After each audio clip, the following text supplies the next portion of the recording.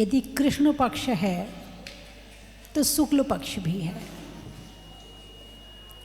उजाला है तो अंधेरा भी है, फूल है तो कांटे भी है, अमृत है, बोलिए ना, जहर भी है ना।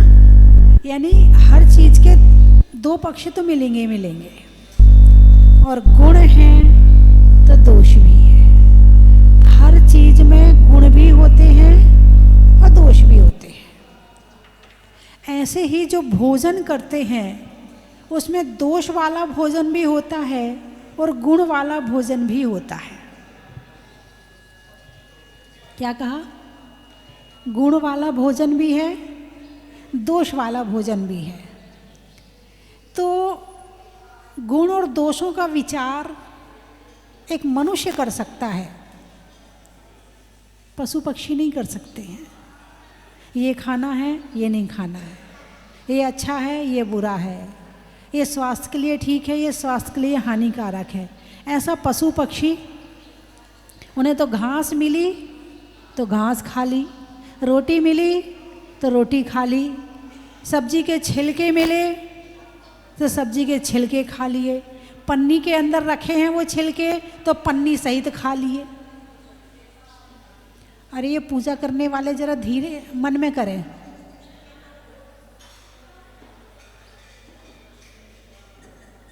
या तो मन में कर लें या थोड़ी देर प्रवचन सुन लें। दोनों चीज साथ करोगे तो ना आपको आनंद आएगा ना मुझे आनंद आएगा। तो आनंद के लिए एक चीज जरूरी है, ठीक है? हाँ।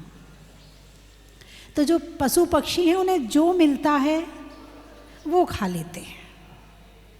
उन्हें ज्ञान नहीं है कि क्या खाना और क्या नहीं खाना, क्या शाकाहारी है क्या मांसाहारी है। भाई ऐसा काम करो जिसमें तुम्हें भी कष्ट ना हो, औरों को भी कष्ट ना हो, है ना? ऐसे ही कहा जाता ना। तो भोजन में भी गुण और दोषों का विचार करना जरूरी है। 5 समितियों पर चर्चा चल रही है। 5 समितियों में अपनी आज चर्चा करेंगे ऐषणा समिति। कौन सी समिति? ऐषणा समिति। 5 होती, एरिया समिति, भाषा समिति, ऐषणा समिति। तो अपनी 2 पर काफ़ी दिन से चर्चा चल रही थी। आज चर्चा करेंगे भोजन पर। किसके भोजन पर? श्रावक के या साधु के या अन्य के? अभी समिति किसकी चर्चा चल रही? समिति में मुनिराजों की चर्चा चल रही है ना? तो भगवान महावीर ने श्रावक के भोजन के विषय में भी बताया है और साधु के आहार के विषय में भी बताया है। ज्ञान करना बहुत जरूरी है। भोजन करना अलग बात है और ज्ञान पूर्वक भोजन करना अलग बात है। भोजन करने से कर्मों का बंध भी होता है और भोजन करने से कर्मों की निर्जरा भी होती है। दोनों काम, भोजन दोनों कर रहे हैं, लेकिन एक के कर्मों की निर्जरा हो रही है और एक के कर्मों का बंध हो रहा है। सबसे पहले तो भोजन का उद्देश्य याद रखें कि भोजन क्यों करना चाहिए। बोलिए, आप बताइए, भोजन क्यों करना चाहिए? यदि भोजन नहीं करेंगे तो क्या होगा? अरे बोलिए ना। शरीर में शक्ति नहीं रहेगी तो साधना भी नहीं होगी। तो भोजन क्यों किया? देख लो,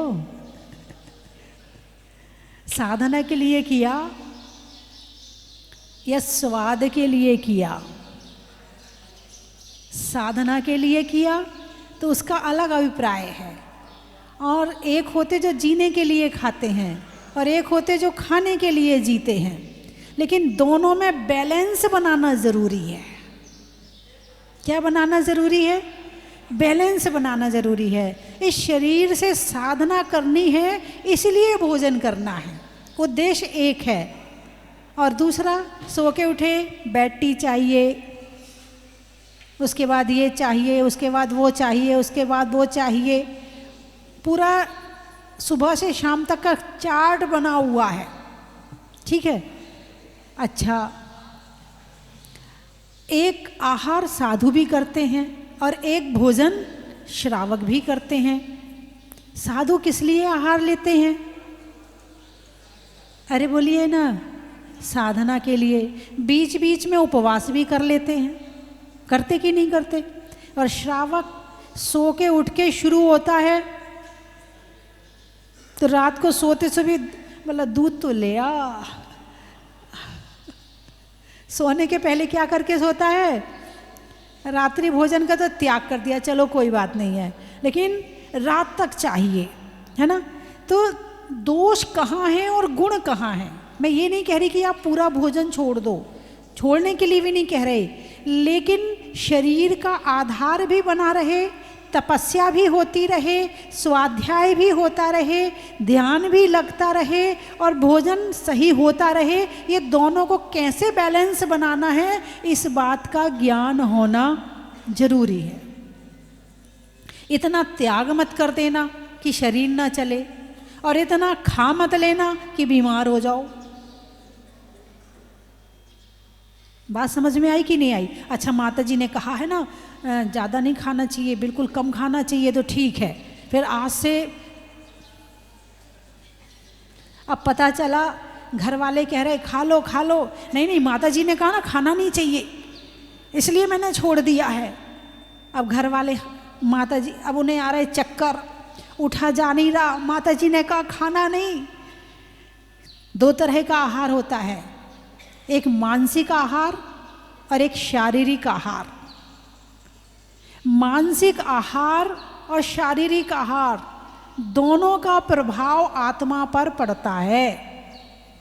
आप भोजन भले पेट में कर रहे हो, लेकिन इसका प्रभाव आत्मा के ऊपर पड़ता है, हाँ या ना? जिस दिन उपवास किया उस दिन के विचार देखो, और जिस दिन आपने भोजन नहीं किया उस दिन के विचार देखो, दोनों में कितना अंतर है। तो पता चल जाएगा कि जो मटर खाते ना, मटर वो गोल गोल होती है, हरे रंग की है, पेट में जाके मटर गश्ती करती है। जैसे ही पेट में भोजन पहुंचता है वैसे ही मन उछलने लगता है, अब ये कर लो, अब ये कर लो, उसको ये कह दो, अब ताकत आ गई ना शरीर में, और जैसे ही ताकत आई तो पाप करने के भाव होते हैं। तो भोजन में बैलेंस कैसे बनाएं और दोषों को कैसे टालें? तो क्या लाइनें आई हैं छठाला में? 46 दोष बिना सुकुल, श्रावक तने घर अशन को, ले तप बढ़ावन हेतु नहीं, तन पोसते तजी रसन को। 46 दोष। कितने दोष हैं आहार के? अरे बोलिए ना, 46। तो सारे के सारे दोष मुनिराज के लिए हैं क्या? नहीं, इसमें 10 दोष तो श्रावक के हैं। श्रावक भी गड़बड़ करता है, और क्या गड़बड़ करता है? ऐष्णा समिति में आप देख लेना, किसी से उधार लेके मत आना, किसी से मांग के मत लाना, हैं? अपने कपड़े बेच के भोजन मत खरीदना, घर के बर्तन बेच के भोजन मत खरीदना। भाई नहीं है लेकिन आहार देने की भावना, ये भी दोष में आ गया। जब मुनिराज आ गए तो बार बार दरवाज़ा खोलना बंद करना नहीं, लाइट नहीं जलाना, पंखा नहीं चलाना, है? ये सारे दोष किसके हैं? श्रावक के हैं। और पहले के समय में बर्तन कम होते थे, तो केले के पत्ते होते ना बड़े बड़े, उनका प्रयोग ज़्यादा किया जाता था, तो वो सचित होते थे। तो अब तो खैर सबके घर में खूब बर्तन भरे पड़े हैं, इतने बर्तन हैं कि उठा उठा के रखना पड़ता है, हैं? पहले के समय में मुश्किल से 5-10 बर्तन होते थे घर में, जो बनाने के लिए होते थे, बाकी तो दोने में और पत्तल में काम चला लेते थे। थालियाँ भी बहुत लोगों के घर में नहीं होती थी। आप तो बड़े पुण्यशाली हैं कि आपके यहाँ थाली भी है, गिलास भी है, कटोरी भी है, चम्मच भी है, जग भी है। अब पूरा जग आ गया आपके घर में। जग आने के बाद में पूरा जग आपके घर में आ गया है। उस समय इतने बर्तन नहीं होते थे, तो मिट्टी के बर्तनों में तो भोजन बनाते थे, है ना। मिट्टी के तवे पर रोटियां बनाते थे, और जो खाने के थे वो पत्तल आदि होते थे, या जो केले के पत्ते होते हैं उन आदि में काम करते थे। तो जो दोष में आया उस समय जो चलता था उसके हिसाब से लिखा हुआ है कि उसमें भोजन नहीं रखना, पत्ते से भोजन को ढकना नहीं, और इस तरह के बहुत सारे दोष इसके भी हैं। तो श्रावक से संबंधित, जैसे तुम्हारे घर में खराब थोड़े कमज़ोर चावल हैं, पड़ोसी के यहाँ अच्छे चावल हैं, तो तुमने क्या किया, बहन मेरे से ये 2 किलो चावल ले ले और अच्छे वाले चावल 1 किलो दे दे, मुझे आहार लगाना है, मुझे चौका लगाना है। तो इस तरह के दोष होते हैं। मान लो चिकना बर्तन है, आपने ज़मीन में रख दिया, फिर उसी से आपने किसी वस्तु को ढक दिया, तो ज़मीन में जो गंदगी थी वो उसमें चिपक गई, और उसमें चिपक गई तो वो उसमें आ गई, है ना। जैसे रोटी बना रहे हैं और हाथ में जो आटा वगैरह लगा हुआ है जाके महाराज जी को आहार दे दिया। तो इस तरह बहुत सारे दोष हैं जो श्रावक से संबंधित हैं। 16 उद्गम दोष, है ना, वो श्रावक से संबंधित हैं, और 16 उत्पादन दोष जो मुनिराज से संबंधित हैं। 10 आहार संबंधी दोष, कभी बाल निकल गया, कभी चींटी निकल गई, कभी कुत्ता का चौके में आ गया, कभी बिल्ली चौके में आ गई, कभी चूहा पाँव के बीच से निकल गया। तो इस तरह मुनिराज से संबंधित दोष हैं, है ना। तो इस तरह से 46 दोषों को टाल करके मुनिराज आहार लेते हैं। मुनिराज को उद्देश्य करके आहार नहीं बनाना। क्या? मुनिराज को उद्देश्य करके, भाई हम चौका लगा रहे, आज महाराज जी, वो वाले महाराज जी आएंगे ना, आज उनके लिए ये बनाएंगे, आज उनके लिए ये बनाएंगे, आज उनके लिए ऐसा करना है। ये श्रावक संबंधित दोष है ना। उद्दिष्ट आहार कहते हैं। कैसे बनाना? भाई हम अपने लिए बना रहे हैं, और जो भी संत आएंगे, जो भी साधु आएंगे, हम उनको आहार कराएंगे।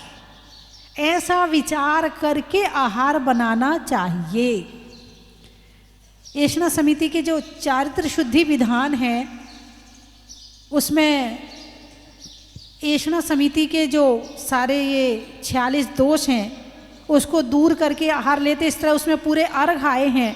यदि आपको अच्छे से समझना है तो चारित्र शुद्धि विधान में बहुत अच्छे से समझ में आ जाएगा। या फिर छेढाला आप पढ़ें तो छेढाला में भी जो विशाल बड़ी छेढाला होगी अर्थ सहित, उसमें आ जाएंगे ये 46 दोष।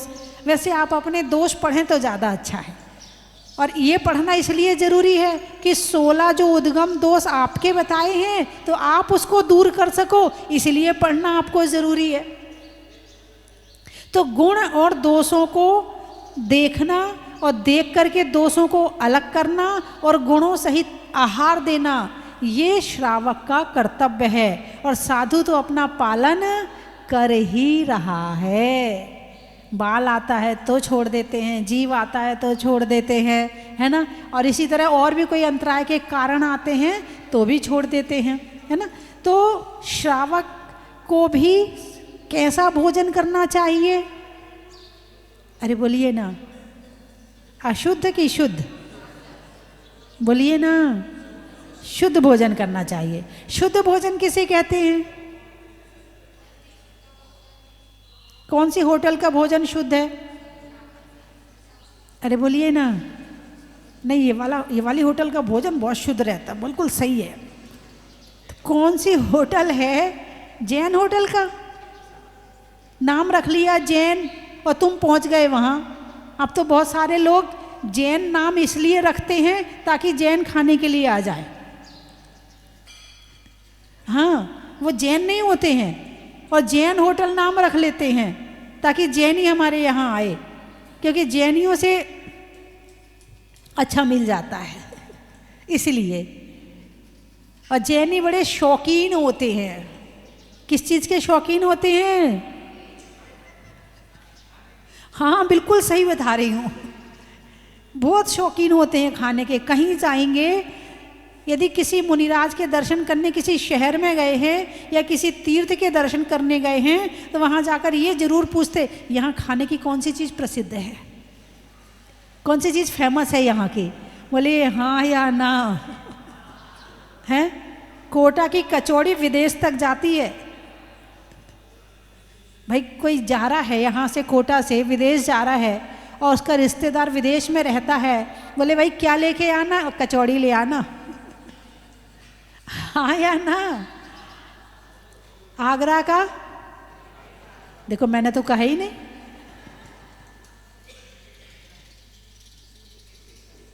और वो हल्दीराम की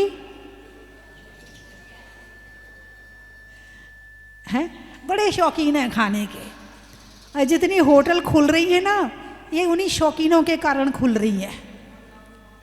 ये जलेबी, अब तो जलेबी का प्रचलन कम हो गया है। पहले पोहा और जलेबी बहुत खाते थे, अब तो कम हो गया। अब तो वो उल्टी सीधी चीज, इससे भी ज़्यादा गड़बड़ चीज़ें आ गई। चलो जलेबी पोहा तक तो फिर भी ठीक थे, अब तो मामला और गड़बड़ हो गया है। क्या गड़बड़ हो गया है?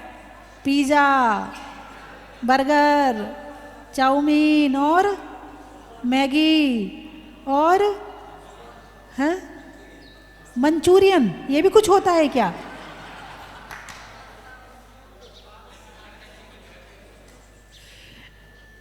अब तो शाकाहार मांसाहार का कुछ नहीं पता है। कम से कम पोहा खाते थे, कचौड़ी खाते थे, कम से कम मांसाहार का दोस्त तो नहीं लगता था। लेकिन अब तो और नहीं पता कि उसमें डाला क्या जा रहा है, बस मशीन से निकालो और खा लो। चलो कचौड़ी का तो पता है, सामने गरम गरम बन के आ रही हैं तो खा लो, और ये कहीं ले जा रहे तो एक दिन पुरानी होंगी, लेकिन जो मशीन से निकल के आ रहा है उसका तो पता ही नहीं वो बना कब है। पैकेट में कितने महीनों पहले पैकेट में बना बना के रख देते हैं, और आपके बच्चे हाथ डाल डाल के मैंने देखा है बच्चों को खाते हुए, सी करते जा रहे और खाते जा रहे, मिर्ची खाते जा रहे, फिर पेट की आंतें खराब हो जाती हैं, फिर उनको छोटे छोटे बच्चों को पाइल्स की प्रॉब्लम हो जाती है। छोटे छोटे बच्चों को क्यों हुई? अरे बोलिए ना, हैं? गलत भोजन से छोटे छोटे बच्चों को पाइल्स की प्रॉब्लम हो रही है। फिर डॉक्टर के यहाँ दिखाओ, फिर पूरा छूट जाता है। क्या होता है फिर? अब अभी बचपन है, पेट की आंतें कमजोर हैं, उस पर लोड ज़्यादा पड़ गया। अब जिसने अब बचपन में कंट्रोल नहीं रखा, वो जवानी में कुछ नहीं खा पाएगा। यदि पूरी जिंदगी पेट को सही रखना है तो बचपन में सावधानी रखनी बहुत जरूरी है। जब तक वो पूरा बड़ा नहीं हो जाता है, जब तक उसके पेट की आंतें मजबूत नहीं हो जाती हैं, तब तक यदि उल्टी सीधी चीज़ खिलाओगे, पेट की आंतें खराब हो जाएंगी, कहीं छेद हो जाएगा, कहीं सिकुड़ जाएंगी, कहीं फैल जाएंगी, कुछ भी हो सकता है। ये जो आप खा रहे हैं ना, यदि बच्चों को सुधारना है तो आपको भी छोड़ना पड़ेगा। तो साधु को क्या आहार देना चाहिए? जो श्रावक अपने लिए बनाता है। क्या क्या व्यवस्था आई है? साधु के निमित्त से नहीं बनाना। क्या खिलाना है साधु को? जो तुमने अपने लिए बनाया है। लेकिन अब जो तुमने अपने लिए बनाया है वो तो तुम खिला भी नहीं सकते हो, क्योंकि इतना अशुद्ध होता है, इतना अशुद्ध होता है, इतना अशुद्ध होता है कि वो खाने लायक ही, जब श्रावक के खाने लायक नहीं है तो साधु को कैसे खिला सकते हो? इसीलिए फिर ये चौका की व्यवस्था चल पड़ी। अब तो वो भी गड़बड़ हो रही है। अब तो मंदिर में एक रसोई बना देते हैं। अब हम घर में इतना फर्नीचर लगा है ना, कौन यहाँ वहाँ करे। घर में तुम्हारे जो मेहमान हैं उनको बैठने के लिए जगह है, तुम्हारे यहाँ जो बाहर से लोग आते हैं उनके लिए सोने के लिए जगह है, उनके खाने की बड़ी बड़ी व्यवस्था है, सोफ़ा सेट बनाया लाखों का, सब कुछ किया, लेकिन आपने साधु की व्यवस्था नहीं करी कि साधु मेरे घर आएगा तो मैं कहाँ बिठाऊंगा। साधु को यदि आहार करवाना है तो वो कौन सा कमरा होगा जहाँ उन्हें बिठा के मैं आहार करवाऊंगा, जहाँ मैं चौका लगा सकूं। अब तो वैसे ही वो क्या कहते हैं, वो फ्लैट चल गए, फ्लैट। क्या कौन सी मंजिल में रहते? 25वीं में रहते। माता जी चौका कैसे लगाएं? अब वहाँ तो महाराज जी जा नहीं सकेंगे, और कुछ की ज़्यादा भावना होती है तो ज़बरदस्ती महाराज जी हमारा घर पवित्र हो जाएगा, 25 मंजिल चढ़ा देता है। महाराज जी को एक टाइम आहार करना है और 25 मंजिल चढ़ा दिया। एक बहन जी आई, बिल्कुल सच्ची घटना बता रही, बोले हमारे घर में 5 उपवास का पालना हुआ। कितने उपवास का? 5 उपवास का पालना हुआ। वो तो बस महाराज जी की मेहरबानी है कि हो गया। भैया क्या मेहरबानी है, हम ना 28वीं मंजिल पर रहते हैं और 5 उपवास के बाद में महाराज जी को 28 मंजिल पे चढ़ाया। पहली बात तो ये सोच के घर बनाओ कि मेरे यहाँ साधु जा पाएंगे कि नहीं जा पाएंगे। पहले तो उल्टी सीधी जगह अपना घर बना लेते हो और फिर साधु को 4-4 किलोमीटर लेके जाते हो, और उनको ज़्यादा इच्छा होती चौका लगाने की जिनके घर दूर होते हैं, और जिनके घर पास होते हैं ना उन्हें इच्छा ही नहीं होती चौका लगाने की। ये भी एक विडंबना है। क्या? ये भी एक विडंबना है। तो घर बनाते समय आप ध्यान रखते हो मुझे किचन कैसी चाहिए, बच्चों का कमरा कैसा चाहिए, रखते कि नहीं रखते हो? हैं हमारे यहाँ मेहमान आएगा तो उसका कमरा कैसा होना चाहिए। आपने सबको बुलाने का इंतज़ाम किया, आपने संतों को आने के लिए इंतज़ाम किया कि नहीं किया? आपने मेहमानों के लिए सोफ़ा सेट तो बनाए, आपने साधु को बिठाने के लिए पाटे बनाए कि नहीं बनाए? नहीं तो जब चौका लगता है, अरे उसके यहाँ से पाटे मांग के ले आ, उसके यहाँ से ये मांग के ले आ, उसके यहाँ से बर्तन मांग के ले आ, उसके यहाँ से ये मांग के ले आ। चौके की ये व्यवस्था नहीं है। चौके की व्यवस्था है कि हमारे घर में सारी चीज़ होनी चाहिए। यदि आपने साधु के निमित्त से भले आपने बनाया कि पाटा बनाना है और आपने 5-7 पाटे बनवा के रखे, अब साधु आए ना आए लेकिन आपके दिमाग में साधु तो बने रहेंगे। अरे जब भी आएंगे इस पाटे पर बिठाएंगे, और वो पुण्य का जो एक जोड़ है वो जुड़ गया और वहाँ से पुण्य आना शुरू हो गया। बात समझ में आई कि नहीं आई? आई ना। साधु को घर घर है, लेकिन घर शुद्ध कब होता है? जब किसी संतों के चरण पड़ते हैं। एक होता है मरघट। मरघट किसे कहते हैं? घट यानी शरीर, घट यानी शरीर, और शरीर मर जाता है तो मरघट, यही तो अर्थ हुआ इसका, हैं? तो प्रति क्षण इस शरीर में से हमारी आयु कम हो रही कि नहीं हो रही? आप जितने साल के हो गए इसका मतलब उतने साल मर गए। वो मरना तो जब आखिरी सांस आएगी वो तो अंतिम सांस होगी, लेकिन प्रति क्षण इसे कहते हैं अवीची मरण। कौन सा मरण? अवीची मरण। तो अवीची मरण का मतलब होता है कि जितनी श्वास हम छोड़ते जा रहे हैं उतनी श्वासों में हम मरते जा रहे हैं। आप जिसे मरना कहते हैं वो अंतिम श्वास है। वो क्या है? वो अंतिम श्वास है। लेकिन जितनी सांसें हमने छोड़ दी हैं हम उतना मर गए हैं। तो मर घट, घर में हम प्रतिक्षण सांसें छोड़ रहे कि नहीं छोड़ रहे? तो मरघट क्या है? शमशान मरघट है या घर मरघट है? नहीं, मैं नहीं कह रही, नहीं मैंने तो नहीं कहा ना। मैं तो थर्मामीटर दे देती हूँ, आप लगा के देख लो, सही है तो ठीक है, नहीं तो मेरा मुझे वापस कर देना, है ना। तो मर घट, घट में से प्राण प्रति समय कम हो रहे, तो घर क्या हुआ? नहीं मैं नहीं बोल रही है। यदि इस घर को घर बनाए रखना है, इस घर की शुद्धि करना है, तो संतों का आवागमन जरूरी है। और श्रावक और साधु जब तक जुड़े रहेंगे, जब तक सेवा चलती रहेगी, हैं, कब तक सूरज चांद रहेगा? जब तक संतों का सम्मान रहेगा। अब सम्मान का मतलब क्या है? तुम्हारे घर में कोई आता है तो सम्मान का क्या मतलब है? वहीं से हाथ जोड़ के बाहर विदा कर देते हो, ये सम्मान है? तो क्या सम्मान है? उसे अंदर बुलाते हो, चाय पानी को पूछते हो, उसे खाना वाना खिलाते हो। सम्मान का मतलब तो यही होता है ना।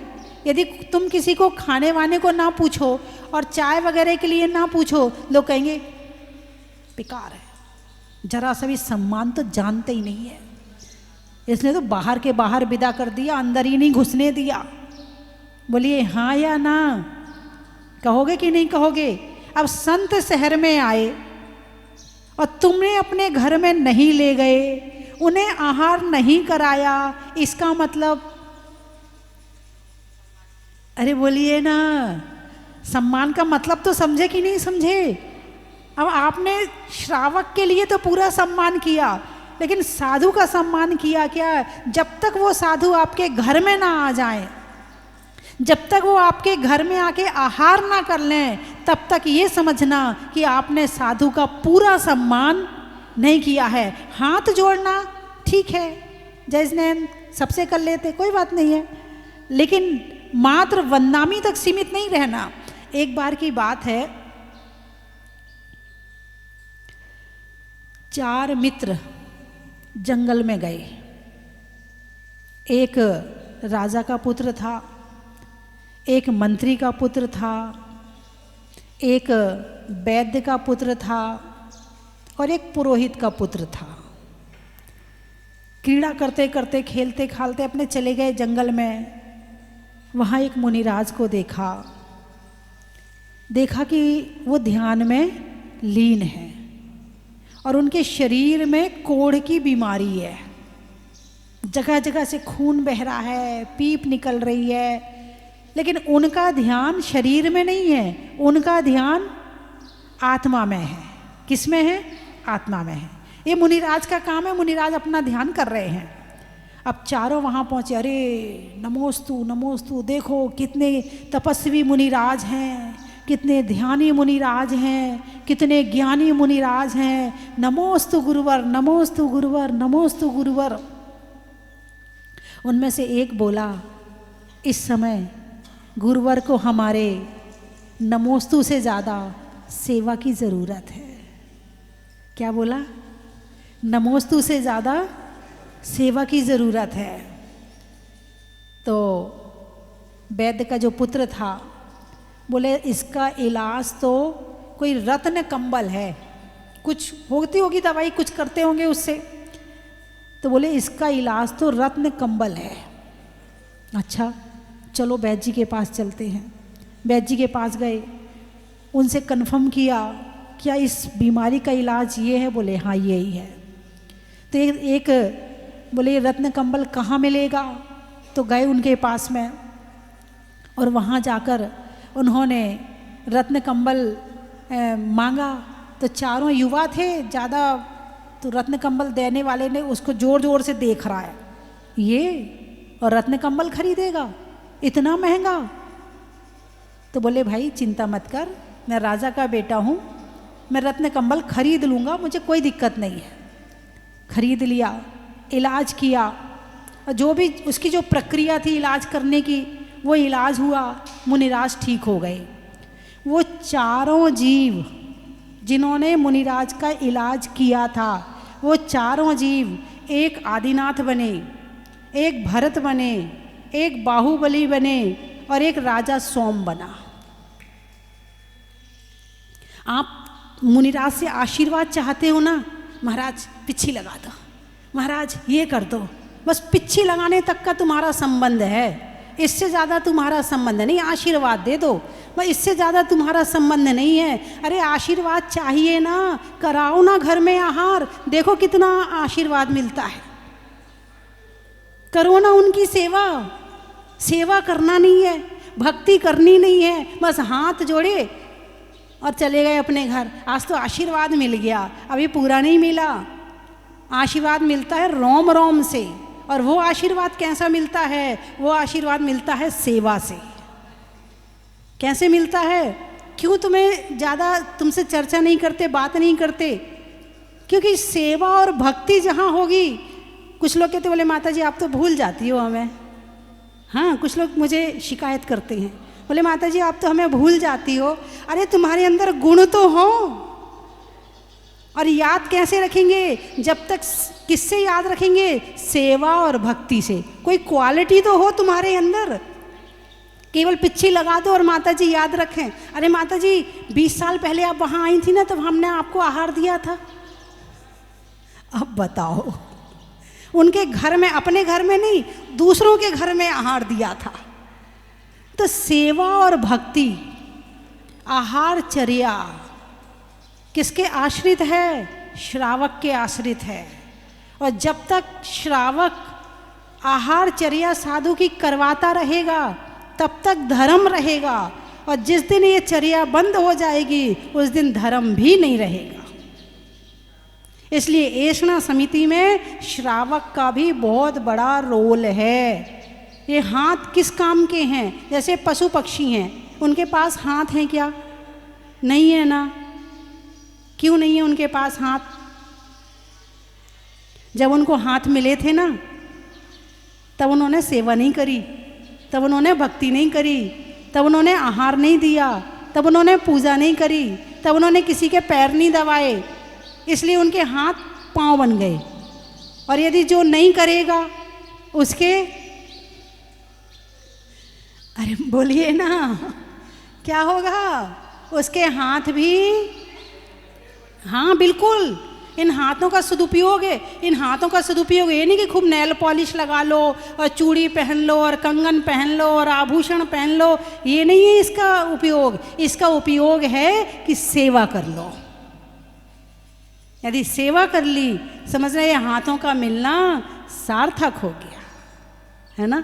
तो सबसे बड़ा सदुपयोग क्या है? आहार दान देना, है ना। तो आपके मन में भावना हुई कि आप चौका लगाएंगे?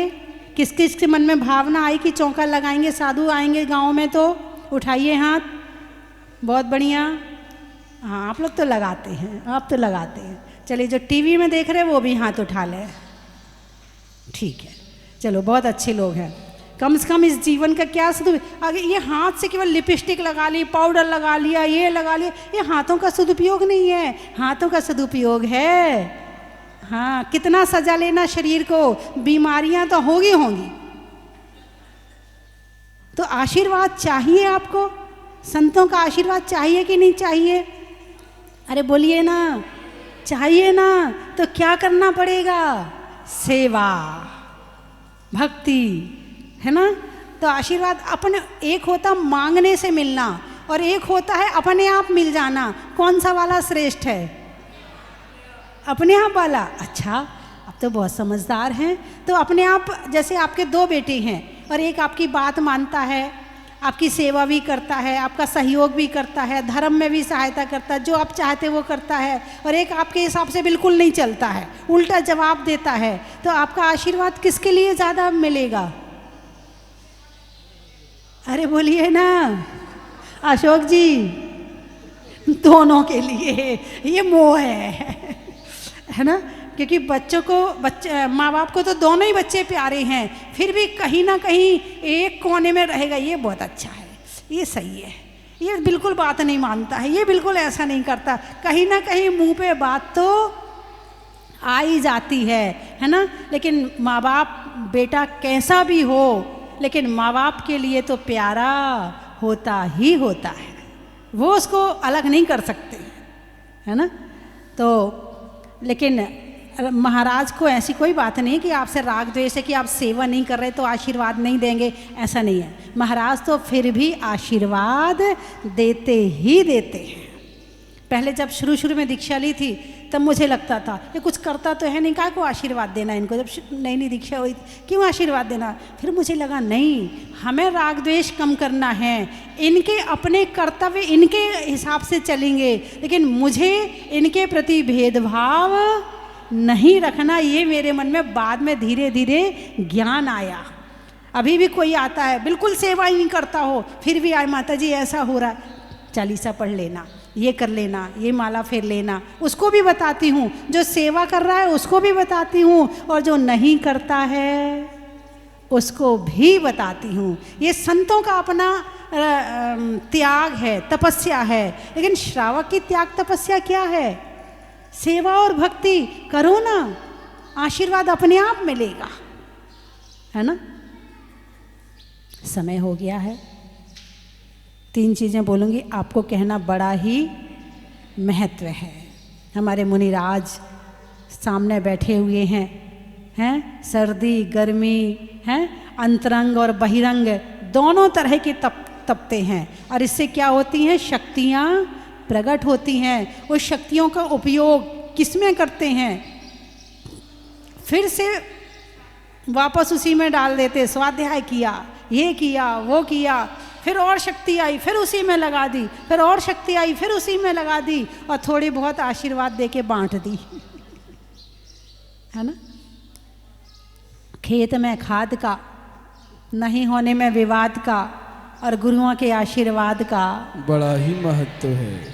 नदी में नौका का, मिलने में अच्छे काम के मौका का, और लगाने में चौका का बड़ा ही महत्व है।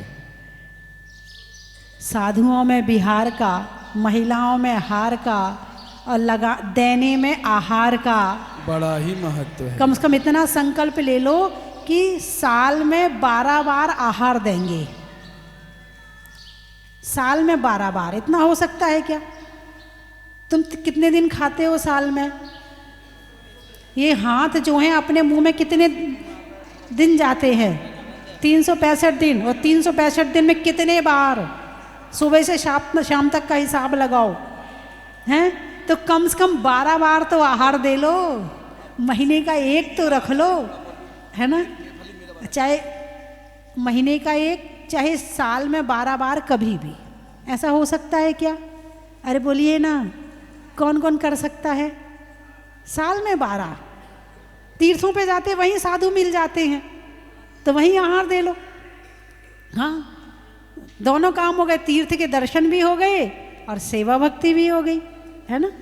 तो बंधुओं, अपने जीवन में आहार दान को महत्वपूर्ण रख के, यानी जरूरी नहीं कि आप करोड़ों दान दें, मगर आहार दान तो दे ही सकते हो ना, बहुत बड़ा दान है। शरीर में कान का, रहने में मकान का, और देने में आहार दान का बड़ा ही महत्व है। हिंदी में मात्रा का, स्कूल में छात्रा का, और आज आपकी जहाजपुर की यात्रा का बड़ा ही महत्व है। आज हमारे बीच में अशोक जी विनायका और उनकी श्रीमती संतोष जी, कितना अच्छा नाम है। यथा नाम तथा काम है, चेहरे से बिल्कुल संतोषी लगती हैं। और जब भी यहाँ जो मूल वेदी में सोने का काम हो रहा है, तो ये आई, बोले माता जी कुछ करवाना है। मैंने कहा भाई क्या करवाना? जो आप कह दो वो करवाना है। मैंने कहा मूल वेदी में सोने का काम होना, ठीक है मैं करवा दूंगी।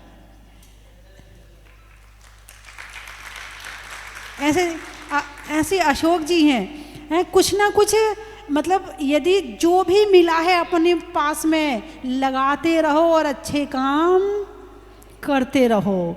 मिला है, कहाँ से मिला है?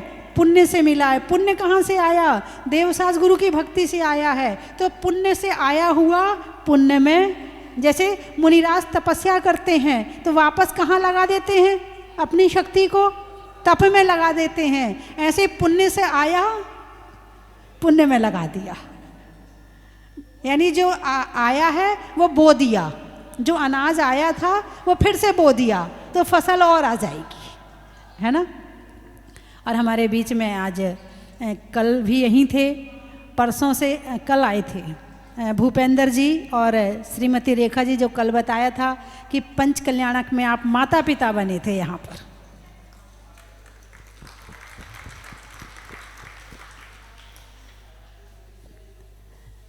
और आप लोग भी ऐसा नहीं कि काम, अच्छे काम बहुत कर सकते हो। महीनों में मई का, रजाई में रुई का, आने वालों में मुंबई का। बड़ा ही महत्व प्रभु है। की मूरत का, मनुष्यों की जरूरत का, और आने वालों में सूरत का। बड़ा ही महत्व है। और कहाँ से आए? अलवर। पक्षी में पर का, शरीर में सर का, आने वालों में अलवर का। बड़ा ही महत्व है। बेस बढ़ाना, बेस गुवाहाटी आसाम। अच्छा, व्यापारियों में दाम का, सुबह के बाद शाम का, और आने वालों में गुवाहाटी आसाम का। बड़ा ही महत्व है। राउरकेला। अच्छा, करने में बेला का, बेला यानी 2 उपवास, करने में बेला का, फलों में केला का, और आने वालों में राउरकेला का। बड़ा ही महत्व है। देवपुरी गुजरात, भोजन में भात का, घर में मात का, और आने वालों में देवपुरी गुजरात का। बड़ा ही महत्व है। बिहार, किशनगंज, नहीं होने में रंज का, पंजाब में पंज का, और आने वालों में किशनगंज का। बड़ा ही महत्व है। भीलवाड़ा, महिलाओं में कड़ा का, गर्मी में घड़ा का, और आने वालों में भीलवाड़ा का। बड़ा ही महत्व है। महाराष्ट्र, पूना, पान में चूना का, गाड़ियों में लूना का, और आने वालों में महाराष्ट्र पूना का। बड़ा ही महत्व है। नागपुर, कानपुर, गाने में सुर का, पशुओं में खुर का, और आने वालों में कानपुर का। बड़ा ही महत्व है। विजयनगर, पानी में मगर का, चलने में डगर का, और आने वालों में आसाम विजयनगर का। बड़ा ही महत्व है। इंदौर, आम की बौर का, नेता के दौर का, और आने वालों में इंदौर का। बड़ा ही महत्व है। ग्वालियर, सुनने में ईयर का, छोड़ने में बियर का, और आने वालों में ग्वालियर का। बड़ा ही महत्व है। सोलापुर, गाने में सुर का, नृत्य में नूपुर का, और आने वालों में सोलापुर का। बड़ा ही महत्व है। डिशपुर, आप कहाँ कहाँ से आई हो? अच्छा, सारे आए हैं क्या? अच्छा अच्छा अच्छा अच्छा। रिश्तों में ससुर का, देवों में असुर का, और आने वालों में डिशपुर का। बड़ा ही महत्व है। भोपाल, अच्छा, खिड़की में जाल का, पूछने में हाल का, होने में रिहाल का, निहाल का, गर्मी में रुमाल का, सर्दी में साल का, और आने वालों में भोपाल का। बड़ा ही महत्व है। हैदराबाद, अच्छा, देने में दाद का, खेत में खाद का, और आने वालों में हैदराबाद का। बड़ा ही महत्व है। मंदसौर, सूर्य में सौर का, नहीं होने में बोर का, और आने वालों में मंदसौर का। बड़ा ही महत्व है। अब हम महाराष्ट्री से पुनः बता दिया ना, बता दिया, आपने नहीं सुना, सुन लिया, भूल गए कोई बात नहीं। क्या?